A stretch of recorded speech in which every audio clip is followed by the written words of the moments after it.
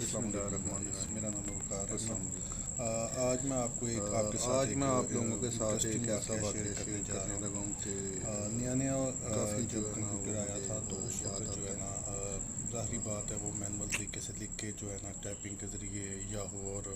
اس طرح وہ چیٹ کی جاتی تھی۔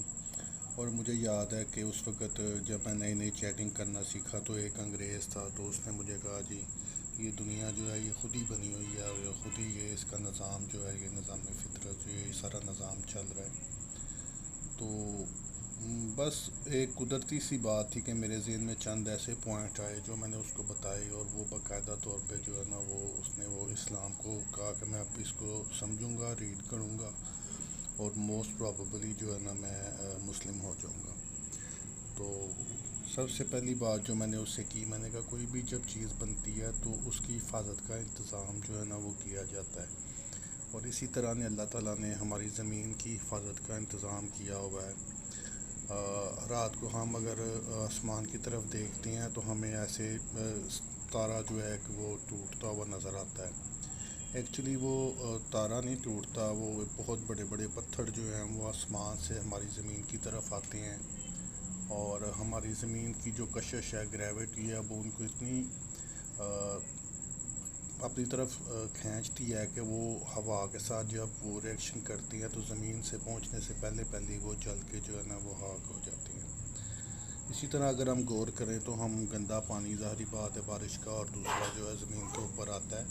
اور جیسے وہ زمین کے اندر جاتا ہے مٹی میں جاتا ہے، لیکن وہ نیچے جتنا جائی جاتا ہے اتنا ہی وہ زیادہ صاف ہو جاتا ہے۔ تو یہ ساری چیزیں ایسی ہیں۔ اس طرح آپ دیکھیں کہ درخت جو ہے زمین، ہم نے پانی کو اوپر بھیجنا ہو تو اتنی بڑی بڑی موٹرز اور کیا کچھ یوز کرنا پڑتا ہے، لیکن درخت جو ہے وہ پانی کو بڑے آرام کے ساتھ جو ہے نا اوپر لے جاتے ہیں، اور اگینسٹ گریوٹی جو ہے نا وہ جا رہے ہوتے ہیں۔ تو یہ ساری چیزیں اس لیے ہیں کہ یہ اللہ تعالیٰ نے ہمیں اس زمین کے اوپر باقاعدہ طور پہ پلاننگ کے تحت بھیجا، اور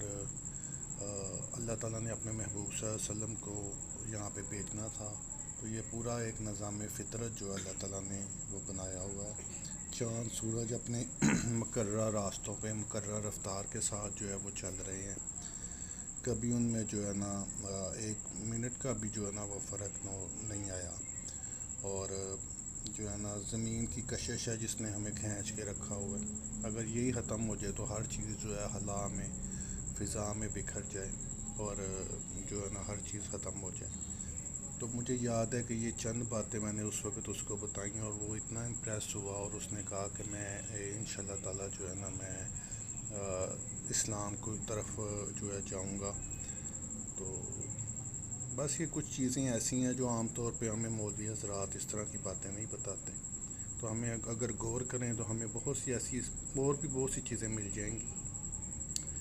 تو یہ چھوٹی سی بات تھی، میں نے کہا چلے میں آپ کے ساتھ شیئر کرتا ہوں۔ بہت شکریہ، اللہ حافظ۔